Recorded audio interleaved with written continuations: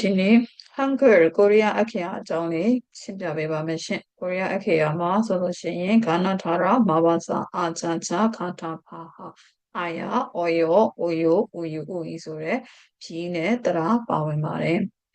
။သိပြီးသားဖြစ်မှာပေါ့နော်။ဟန်ဂယ်လို့ခေါ်တဲ့ကိုရီးယားအခရာလေးတွေသူရဲ့တမိုင်းကြောင်းလေးကြည့်အောင်ပေါ့နော်ဟန်ဂူရီရန်နဲ့ကိုရီးယားအခရာဆိုဒီမှာတဲ့ဟန်ဂူရောဟန်ဂူကိုယူမွန်ဂျာအီမနီတာကိုရီးယားရဲ့ကိုပိုင်အခရာဖြစ်ပါသည်ကိုယူရဲ့အဓိပ္ပာယ်ကကိုပိုင်ချုံစုစုပေါင်းစမိုးလက်ခဲ့ကေဘွန်ကိုရီးယား24လုံးသောအခြေခံအခရာစကားလုံးတွေဖြစ်တဲ့ဂျာအုံးကပြည်ယောလေကေမုံတရာကယောကေစေလုံးရိုအီရိုအကျော်ရစုမြောင်ဖွဲ့စည်းထားပြီးတော့ဘာရွန်ဝေါ်လီတွေအတန်အတွက်စီမင်းစည်းကံအတန်အတွက် theory နိယာမကိုကွာဟကျော်ကလို့သိပ္ပံပညာအရာပေါ့နော်သိပ္ပံပညာဆန်းဆန်းဘန်ညောဟန်မွန်ကြတော့ဖန်တီးထားတဲ့အခရာအဖြစ်세계적으로도ကမ္ဘာလုံးကနေလည်းပဲ높은 평가로 받고 있습니다.မြင့်မားသော평가သုံးသပ်ခြင်းအကဲခတ်ခြင်းကိုရရှိထားပါတယ်။အဲ့တော့တီထွင်ခဲ့တဲ့ဘုရင်နာမည်သည်ဂျိုဆွန်ခေတ်ကစတဲ့လေးစားမြောက်ဘုရင်ဖြစ်တဲ့ဆဲကျုံးဘုရင်ကနေပြီးတော့ဂျစ်ကြောချမ်းကျဲဟာကိုကိုရိုင်းကိုကြားတီထွင်ဖန်တီးခဲ့ပြီးတော့ချောစာပဲစာ13ညနဲ့1443ခုနှစ်မှာဝမ်ဆောင်းဟာယဆွန်မြောအပြီးသတ်နိုင်ခဲ့ပြီးတော့ချောစာပဲစာ6ညနဲ့1446ခုနှစ်မှာနာမည်လေးကဟိုမင်းချောငွန်းလို့ခေါ်ပါတယ်ဟန်ဂယ်ဆိုတဲ့စကားလုံးရဲ့နာမည်သည်ဟိုမင်းချောငွန်းလို့ခေါ်ပါသည်호민 전공이라는 이름으로 남의 신 반포했습니다. 아미아비두고 토비엔 진야비케 바디. 바로 뒤통에를 비는 남의가 세종대왕 피바래. 세종대왕. 베나쿠게가 베키가 레소인 조서. ခုနှစ်သည်ဘယ်နှခုနှစ်ကအပြည့်သက်ခဲ့ရလဲဆိုတော့1443ဒါဆိုရင်ဟန်ဂူထဲမှာဘာတွေပါလဲလို့ပြောရင်ဂျာဝွန်4မိုး10ပါပါတယ်ဟန်ဂူကိုနောက်တစ်မျိုးဘာလို့ခေါ်သေးလဲဆိုတော့ဟုံးမင်းချောငွန်းလို့လည်းခေါ်ပါတယ်ဟန်ဂူရဲ့ခေပုံကိုရီးယားအခရာရဲ့အခြေခံကြတဲ့ဖွဲ့စည်းပုံအဲ့တော့ပထမဆုံးချောင်းလေးပြပြပေးပါမယ်ချောင်းလျော်လေကေပြီး14လုံးအားလုံးသိပြီးသားဖြစ်တဲ့ခါနာဒါရမဘာစာအာချာချာခါထာဖာဟာဒါလေးတွေကိုဖန်တီးတဲ့ချိန်မှာဘယင်ကလေဘာဝနမူနာယူခဲ့လဲဆိုတော့ကန်းချောင်းမောအတင်းသီးသောဖြီးတွေသည်ဘာရွန်ခီကွမ်လို့ခေါ်တဲ့အတန်ထွက်အင်္ဂါအစိတ်အပိုင်းဤမိုယံပုံသဏ္ဍာန်ကိုဖွန်သောနမူနာယူပြီးတော့မှမန္တရောကျော်စနေတာပြုလုပ်ခဲ့ပါသည်ဘယ်လိုပုံစံလေးတွေလည်းကြည့်အောင်ပေါ့နော်နမူနာအဖြစ်ကြအောင်ဘာတော့ခေကွမ်းနဲ့မိုးစုအတန်ရွက်အင်္ဂါအစိမ်ပိုင်းရဲ့ပုံစံခါဆိုတဲ့စကားလုံးလေးဒီနာလေးပေါ့နော်မိုးကဲမိုးရန်လေပင်လေးရဲ့ပုံစံနာဆိုရင်လျှောရဲ့မိုးရန်ဆိုတော့ရှာရဲ့ပုံစံမ ipsu ရဲ့မိုးရန်နှခမ်းပါးစပ်ကလေးရဲ့ပုံစံစ it မုံလို့ခေါ်တဲ့ဆရာတို့တဖုံပေါ့နော်တဖုံရဲ့ပုံစံရှိမယ်နောက်ဆုံးလို့ခေါ်တဲ့ဟာလေးကမိုးကူမောဒီနားလေးမှာရှိတဲ့လေပင်အပေါက်ကလေးပေါ့နော်သူရဲ့ပုံစံလေးတွေကိုယူပြီးတော့ဖန်တီးထားခြင်းဖြစ်ပါတယ်အဲ့တော့ချောင်းတင်ဘာကိုအဓိကနမူနာယူထားရလဲဆိုရင်ဘာရွန်ခီခွန်းချောင်းဆိုရင်ဘာရွန်ခီခွန်းမိုယံကိုဘွန်တော်နမူနာယူတာနမူနာယူတာကိုဘွန်တော်လို့ခေါ်ပါတယ်ဒါဆိုရင်မိုးအောင်လေးအကြောင်းကြည့်အောင်မိုးအောင်ငါကြတော့တရာဖြစ်ပါတယ်တရာစုစုပေါင်းဘယ်နှလုံးရှိရလဲဆိုရင်10လုံးရှိပါတယ် your case ဆိုရောမိုးအောင်ဒီ100ဆိုတော့ကောင်းကင်တန်းမြေကြီးစာရမ်လူအီရန်တော်ချောရကျော်ဆိုတဲ့ဒသနိကပညာနဲ့သက်ဆိုင်တဲ့ခေညောအယိုအစားတွေကနေပြီးတော့မန္တရောကျော်စွန်နေတာအခြေခံပြီးပြုလုပ်ထားပါတယ်အကယ်လို့များဒီစကားလုံးတွေကကြက်ရတာခက်ရင်အရှိကတင်ထားတဲ့ဟာနဲ့အတူတူပဲဘွန်တော်ဆိုပြီးတော့ပြောင်းရေးလို့ရပါတယ်ဟာနုတန်းစာရမ်မေဘွန်တော်စာရမ်မဲမိုးရဲ့လူရဲ့ပုံစံကိုနမူနာယူပြီးတော့ 만들어졌습니다. 만들었다 로ပြောလို့မရအောင်เนาะ 만들어졌습니다 ဖြစ်ရပါမယ်ပြုလုပ်ထားခဲ့ပါသည်ဘယ်လိုပုံလေးတွေတော့ကြည့်ကြည့်အောင်เนาะအဲ့တော့ကောင်းကင်လေးဆိုလို့ရှိရင်ကျွန်တော်တို့ဒီမှာသူကလေကောင်းကင်ဆိုတာတဲ့နေလုံးပုံစံလေးပေါ့เนาะနေလေးဖြစ်တဲ့အတွက်ကြောင့်မလို့အဆက်ပြောက်ကလေးဖြစ်နေအဆက်ကလေးလူကိုကြတော့ဒုတ်ချောင်းလေးပုံစံလေးနဲ့ခိုင်းနိုင်ထားပါတယ်မြေကြီးကကြတော့ဒီမှာမြေပြန့်လေးအောက်ကိုပြန့်ပြန့်လေးရှိနေတဲ့ဒုတ်ချောင်းလေးလှဲနေတဲ့ဒုတ်ချောင်းလေးဒါကြောင့်အိုဆိုတဲ့တရလေးဆိုရင်မြေကြီးပေါ်မှာလူကမတည့်ရနေတဲ့ပုံစံမျိုးလေးတွေပေါ့နော်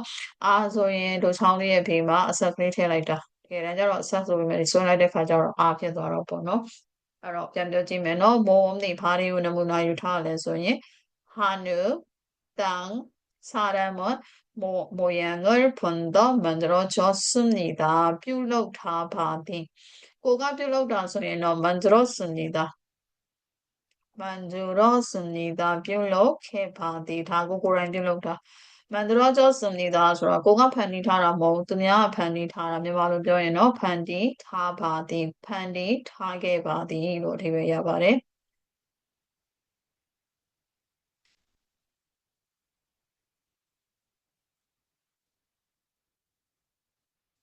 နောက်ထပ်အကြောင်းအရာလေးကြည့်အောင်한글의 역사적 의미ဒီကိုရီးယားအခရာတွေရဲ့သမိုင်းကြောင်းဆိုင်ရာအကြောင်းအရာအထိပ္ပယ်လေးတွေ천재 목적ဖန်တီးခဲ့ရတဲ့ရည်ရွယ်ချက်백성이 쉽게 읽고 백성 시키가 တိုင်းသူပြည်သားကို 백성 လို့ခေါ်လေးရှိပါတယ်အခုခေတ်ကတော့ 시민 လို့ခေါ်တော့ပေါ့နော်시키가 백성 လွယ်ကူစွာ 읽고 ဖတ်ပြီးတော့မှ스조로ရေးနိုင်အောင်လို့ 하기 위한 ပြုလုပ်ဖို့အတွက်ဖြစ်ပါတယ်기존 한자보다ဒါဆိုရင်ရှေ့ခေတ်ကတော့ဒီဟန်ကူတွေမပေါ်ခင်မှာအရင်ဘာသုံးခဲ့ရလဲဆိုတော့တရုတ်အခရာတွေဟန်ဂျာတွေသုံးခဲ့တာတုတ်ချောင်းလေးတွေပေါ့နော်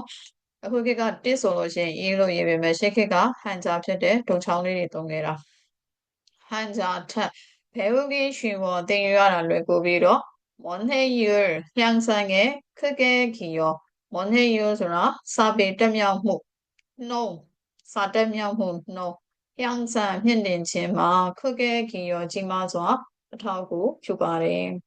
နောက်တစ်ခုသူ့ရဲ့အဓိကအကြောင်းအရာလေးဖြစ်ပါတယ်한글သည် UNESCO에서도 UNESCOလို့ခေါ်တဲ့ကမ္ဘာအမွေအနှစ်ထိန်းသိမ်းရေးအဖွဲ့အစည်းမှာလည်းပဲ 한글의 가치로 코리아အခရာရဲ့တန်ဖိုးကို 높게 평가한 မြင့်မားစွာအကဲခတ်သုံးသပ်ထားကြပါသည်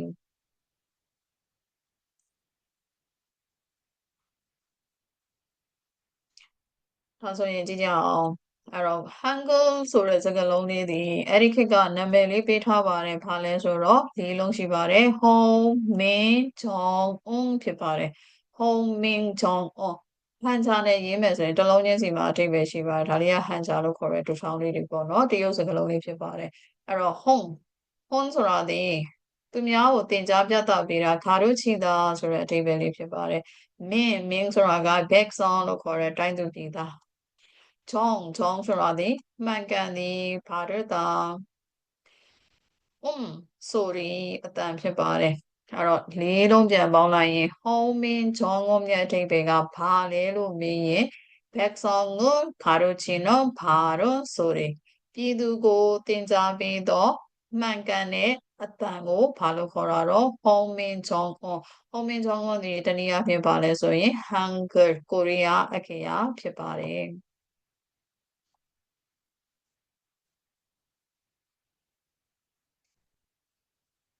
ဟုံးမင်းချုံငုံနဲ့သက်ဆိုင်တဲ့စာအုပ်ကလေးတစ်ခုရှိတယ်ပေါ့နော်အဲ့စာအုပ်ကလေးရဲ့နာမည်ကဘာလဲဆိုရင်ဟုံးမင်းချုံငုံဟဲလေဘုံဟဲလေဘုံဟဲလေဘုံအီရန်မောရှင်ကဟဲလေဘုံနီရမောရှင်ကဟဲလေဘုံဆိုတာဘာလဲတဲ့ဟုံးမင်းချုံငုံကအရှိမပြောခဲ့တဲ့အတိုင်းပဲပြည်သူကိုတင် जा ပေးတဲ့မှန်ကန်တဲ့အတန်ပေါ့နော်ဟန်ဂုကိုတင် जा ပြီးပြောထားခြင်းဖြစ်ပါတယ်ဟဲလေဘုံဆိုတာတကယ်တမ်းပြောရင်နော်ရှင်းပြချက်စာအုပ်ရှင်းပြချက်စာအုပ်ကိုဟဲလေပုံ세종대왕이 세종부인과ပြုလုပ်ခဲ့သော 허민정음의 소래 코리아 아키야 이 창제 원리 တီထွင်ရသော theory 글자 모양 စကားလုံး 아키야လေးတွေပြီးသွားတဲ့အခါမှာ 근거를 자세히 သက်သေအထောက်အထားတွေကိုအသေးစိတ် 서명 한 해설서입니다. 심자탄도 심자제사오 피바디 해설서로 고발해 해설로 되어서라 심자라바 심자레사오 피바디 해설서입니다. 허민 정어 헬레보노 디 사오보노 그거는 미야에서 디 사오 세종대왕하고 세종비엔의 두루 집현서 학자들이ပညာရှင်တွေအဖွဲ့အစည်းပညာရှင်အဖွဲ့အစည်းရဲ့ နာမည်က 집현전 ဖြစ်ပါတယ် ပညာရှင်တွေက ပြုလုပ်ထားခဲ့ပါသည် 만들어졌습니다. 헬레본의 주요 내용, 심자재 사우태의 어디가 아장이야, 발이 이타로 헬레본어 한글이 왜 고리안 계열의 바자 어떻게 별로 만들어졌는지를 비롯하게 내주라고 과학적으로 대변비냐 안에 설명합니다. 심지어 다바디.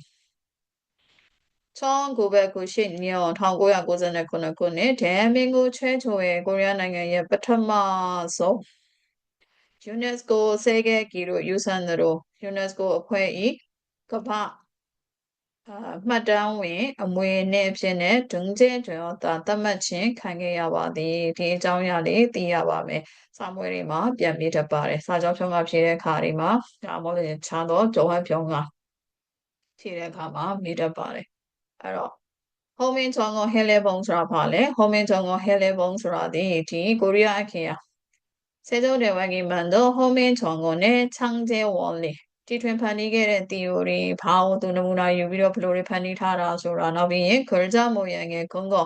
အခရာလေးတွေရဲ့ ပုံသဏ္ဍာန်ဤ သက်သေအထောက်အထားတွေကို 자세히 ဘာလုပ်ထားရလဲဆိုရင် ရှင်းပြထားတာ 설명한 실린책 사오고 해설서로 ခေါ်ပါတယ်. 다음 페이지. နောက်စာမျက်နှာမှာ ဘာတွေ့ရလဲဆိုတော့ 한글나 ဆိုတဲ့ 코리아အခရာ နေ့ရှိပါတယ်. ရက်စွဲအားဖြင့် 10월 9일 세라바인 9ရက်နေ့ ဖြစ်ပါတယ်. 세종대왕이 창제한 다운샵 발인에 동너래서로 판이디 소비로 창제하다 동말에. 세종대왕이 창제한 호민정어 1446년 삐도라가 사후 삐도라디 1444 동. 다음에 비두고 토포 지냐라가 1444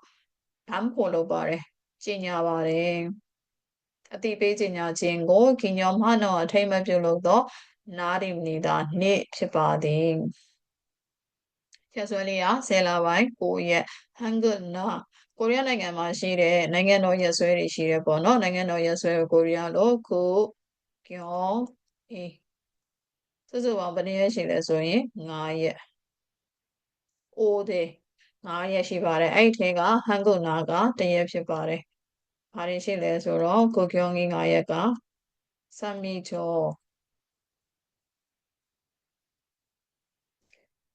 제헌조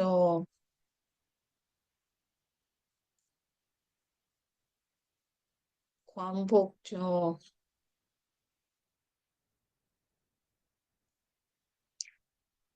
그다음에 개천조 그다음에 한글나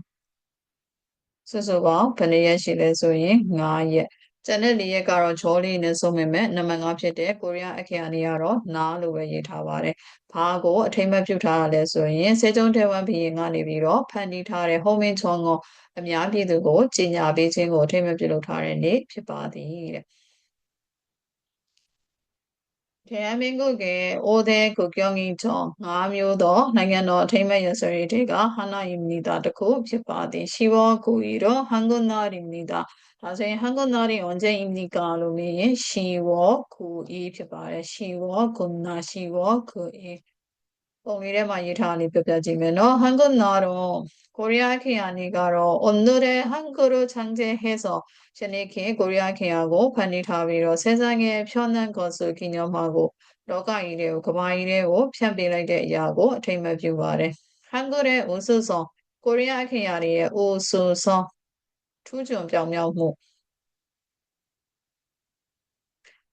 기리기 위한 အထိမ်းအမှတ် ချီးကျူးဖို့အတွက် ဂုဏ်ပြုဖို့အတွက် 국경이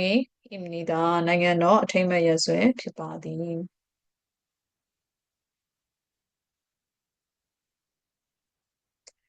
ဒီနေ့ရှင်းပြသွားတာဒီကိုရီးယားနိုင်ငံရဲ့ထင်ကြီးက상징လို့ခေါ်တဲ့သင်္ကေတတွေထဲကတစ်ခုဖြစ်တဲ့ Hangul လို့ခေါ်သောကိုရီးယားအခရာအကြောင်းဖြစ်ပါတယ်။ Hangul သည်တည်ထွင်ခဲ့တဲ့ဘုရင်ရဲ့နာမည်က세종대왕စာအုပ်ပြီးသွားတာက1443Hangul ကိုနောက်တစ်မျိုးဘာလို့ခေါ်သေးလဲဆိုရင်ဟောမင်းချောဟောမင်းချောရဲ့အဓိပ္ပာယ်သည်ပြည်သူကိုတင်ကြားပေးသောမှန်ကန်တဲ့အသံပြည်သူကိုဘာလို့ခေါ်လဲဆိုတော့백성တင်ကြားပေးသော가르치는မှန်ကန်သောအသံ발음소리ဟောမင်းချောနဲ့ပတ်သက်ပြီးစာအုပ်ကလေးရှိတယ်စာအုပ်ကလေးရဲ့နာမည်က헬레봉 헬레봉ရဲ့အဓိပ္ပာယ်ကတကယ်တမ်းဆိုရင်တော့ရှင်းပြထားတဲ့စာအုပ်설명하는 책ပေါ့နော်ဘာတွေကိုရှင်းပြထားတာတော့ကိုရီးယားဒီ세종대왕ဘုရင်ကြီးကနေပြီးတော့ဟောမင်းချောကိုဖန်တီးတဲ့အခါမှာပြုလုပ်ထားတဲ့ 원리 theory တွေပြီးတော့ရင်글자의 모양စကားလုံးလေးတွေရဲ့ပုံသဏ္ဍာန်လေးတွေကိုသက်သေအထောက်အထားတွေကိုပြန်ရှင်းပြထားတာပေါ့နော်သူဘယ်လိုလေးတွေဖန်တီးထားတယ်ဘာဝနမူနာယူထားတယ်အဲ့တော့ဂျာအုံးကစုစုပေါင်းဘယ်နှလုံးရှိလဲဆိုရင်ကိုရီးယားအခရာထဲမှာဂျာအုံးဒီ14လုံးရှိပါတယ်ဘာကိုနမူနာယူထားရလဲဆိုတော့ဘာတော့ခီခွမ်မိုးအုံးကစုစုပေါင်း10လုံးရှိပါတယ်ဘာကိုနမူနာယူထားရလဲဆိုရင်ဟာနုတန်းစာရအဲ့တော့ Hangul နဲ့ပတ်သက်ပြီးတော့ UNESCO စာရင်းဝင်ဖြစ်ပါတယ်ဒါပေမဲ့ဘာလေးလဲဆိုတော့စာအုပ်ပေါ့နော်စာအုပ်ရဲ့နာမည်က Home Chon Helebon စာအုပ်တင်1998ခုနှစ်မှာ UNESCO ရဲ့ဆဲကဲခီရိုယူဆန်ဖြစ်ပါတယ်ကမ္ဘာမှတ်တမ်းဝင်အမွေအနှစ်အဖြစ်နဲ့ဒုံကျဲထွေော်တာအဲ့တော့ကိုရီးယားအခရာအကြောင်းလေးရှင်းပြပေးခဲ့တာဖြစ်ပါတယ်ရှင်အားလုံးပဲစာကြက်မှတ်တဲ့နေရာမှာအသုံးဝင်နိုင်ပါစေ